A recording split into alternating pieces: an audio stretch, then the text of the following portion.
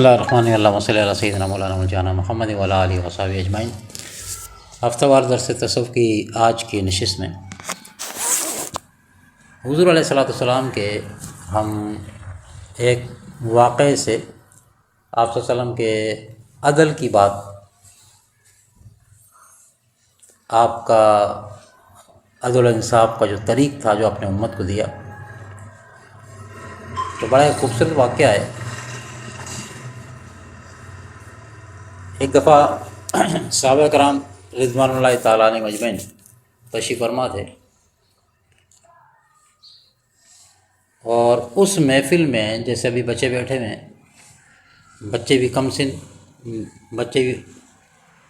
صحابی بچے کہنا چاہیے کہ صحابی بچے ہی موجود تھے، تو کہیں سے آپ صلی اللہ علیہ وسلم کے لیے کوئی کھانے پینے کی چیز یا دودھ وغیرہ ہدیہ آیا۔ تو اب آپ صلی اللہ علیہ وسلم کا طریق تھا کہ آپ سیدھے ہاتھ سے شروع کیا کرتے تھے، اپنا تبرک خود نوش فرمایا اور پھر سیدھے ہاتھ سے اس کو شروع کیا کہ بھئی تھوڑا تھوڑا سارے پی لیں۔ اس دن اتفاق سے ایسا ہوا کہ جو سینئر صحابہ کرام تھے، بڑے بڑے، وہ آقا علیہ الصلوۃ والسلام کی بائیں طرف تھے، اور دائیں طرف ایک کم سن بچہ وہ بیٹھا ہوا تھا۔ تو جب وہ آپ صلی اللہ علیہ وسلم نے جب وہ دودھ نوش فرمایا نا، یا کوئی بھی کھانے پینے کی چیز تھی، تو وہ جب اس کو نوش فرمایا تو آپ نے اب جب ادھر دیکھا تو ادھر بچہ تھا، سیدھے ہاتھ سے شروع کرنا تھا، لیکن اب جب اس طرف دیکھا تو سینئر صحابہ کرام تھے۔ اب ان کا جب موازنہ کیا جائے اس بچے کا اور سینئر صحابہ کرام کا، کہ وہ عمروں میں بڑے لوگ تھے، فضیلت میں بھی اس بچے سے یقیناً آگے تھے، تو اب بات جب آئی بڑے اور چھوٹے کی، تو حضور علیہ الصلوۃ والسلام نے یہ کہہ کے کہ بھائی بڑے اس طرف موجود ہیں اور یہ تو ہے ہی بچہ، تو بڑوں کو فضیلت حاصل ہے، وہ اہل علم تھے، تو چلو بڑوں کو دے دیا جائے۔ نہیں، بلکہ آپ نے حضور علیہ الصلوۃ والسلام نے اس بچے سے ارشاد فرمایا کہ اگر تم کہو، اب اللہ کا نبی اس بچے سے اجازت مانگ رہا ہے، سبحان اللہ، یہ ہے عدل، اور ہمیں سکھانے کے لیے اخلاقیات کے حوالے سے نا، اس بچے سے اجازت لے، اگر تم کہو بیٹا، اگر تم اجازت دو، کیونکہ سیدھے ہاتھ سے شروع کرنا ہے، لیکن اگر تم اجازت دو تو ادھر سینئر صحابہ کرام بڑے بڑے عمروں والے مرتبے والے موجود ہیں، تو اگر تم کہو تو میں ان کو دے دوں، یہ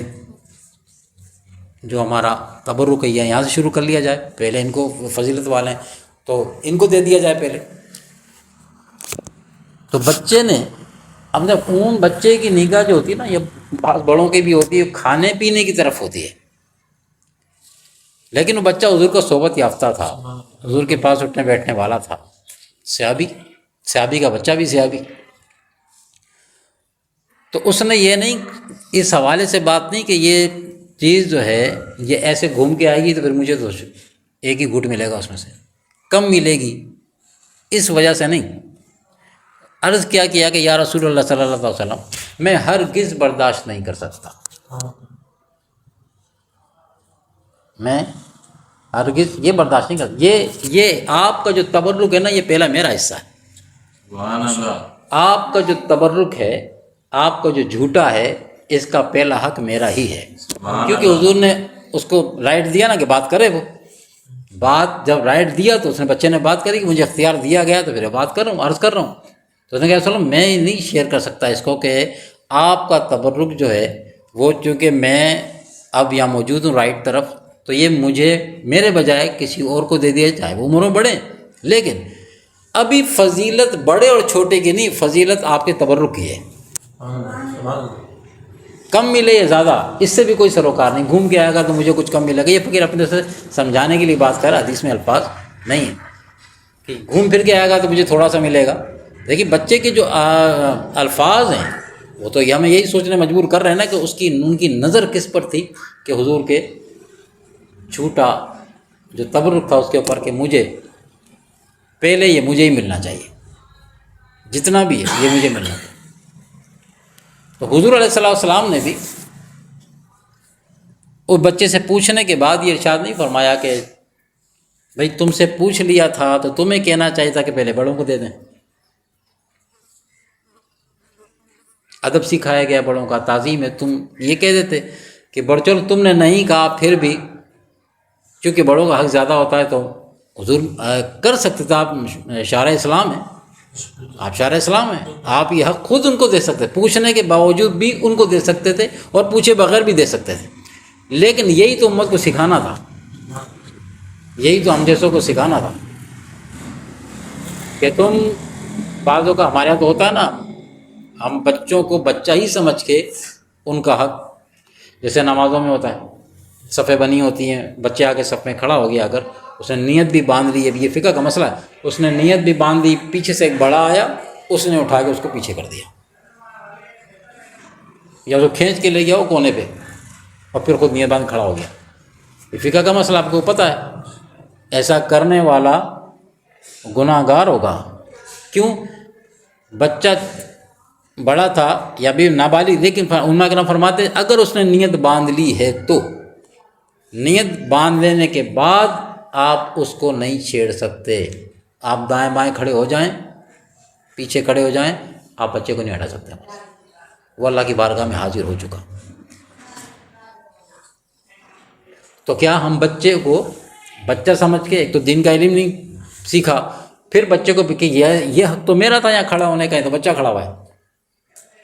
یہ کرتے ہیں نا ہم لوگ۔ تو آقا علیہ السلام نے ان سے پوچھنے کے باوجود یہ نہیں کیا کہ چلو ٹھیک ہے تمہارا جو آواز ہو گیا، لیکن بھائی بڑے یہی ہیں، بڑے یہی ہیں۔ آقا علیہ السلام نے ریئل ادب سکھایا کہ ادب ریئل کہتے ایک تو وہ تم جسے اپنی عقلوں سیکھتے ہو، وہ تم جسے تمہاری عقل سکھاتی ہے نا، سیکھتے ہو، وہ ایک وہ جو اللہ کا محبوب سکھاتا ہے، سبحان اللہ۔ ریئل ادب وہ ہے کہ دوسرا کوئی سمجھے کہ وہی بڑا سمجھے کہ بچے کو دیا جا رہا ہے تو میری اس میں توہین ہو رہی، میری نہیں ہو رہی توہین آپ کی، نہیں ہو رہی بے ادبی آپ کی،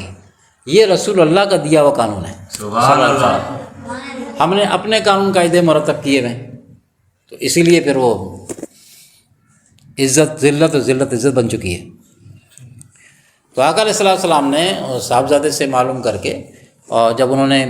انکار کر دیا کہ رسول اللہ میں شیئرنگ اس میں نہیں کروں گا، تو آپ نے پھر حق تو تمہارا ہی ہے، حق تمہارا ہی ہے، ٹھیک ہے تم لے لو۔ نہ صحابہ کرام میں سے کسی نے کوئی بات کی کہ یا رسول اللہ آپ نے بچوں کو ہم پہ فوقیت دے دی، کیونکہ وہ بھی حضور کے صحبت یافتہ تھے، تو سیکھنے والے پہ سکھانے والے تھے۔ یہ حدیث انہی کے ذریعے تو ہم تک پہنچی ہے نا، یہ انہی لوگوں کے ذریعے جو حضور کے دسترخوان پہ پیش ہوتے تھے، حضور کی محفلوں میں پیش ہوتے تھے، حضور کی مجلسوں میں ہوتے تھے، امن میں، جہاد میں، حضور کی، یہ سب ان کی مہربانی ہے کہ وہ باتیں ہم تک پہنچائی ہیں۔